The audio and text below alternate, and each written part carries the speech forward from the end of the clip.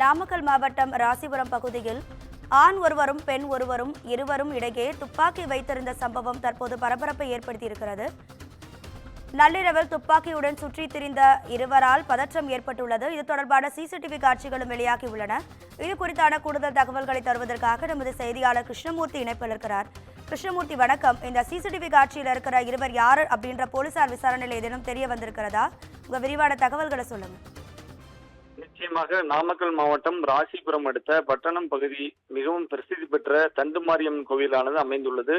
இந்த நிலையில் இன்று நள்ளிரவு சுமார் 12 மணி அளவில் கோவில் அருகில் இருசக்கர வாகனத்தில் ஒரு ஜோடி துப்பாக்கியுடன் சுற்றித் திரிந்தனர்.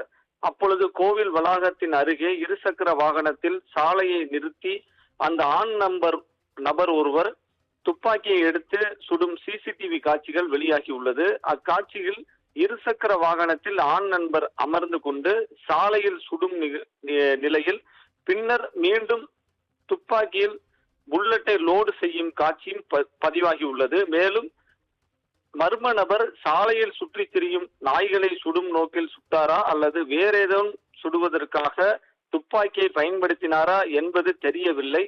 ராசிபுரம் காவல்துறையினர் தற்பொழுது தீவிர விசாரணை மேற்கொண்டு வருகின்ற நிலையில் மேலும் நள்ளிரவில் ஒரு ஜோடி இருசக்கர வாகனத்தில் துப்பாக்கியுடன் வலம் வந்த சம்பவம் அப்பகுதியில் பெரும் பரபரப்பை ஏற்படுத்தியுள்ளது. ராதிகா, உங்க தகவல்களுக்கு நன்றி கிருஷ்ணமூர்த்தி.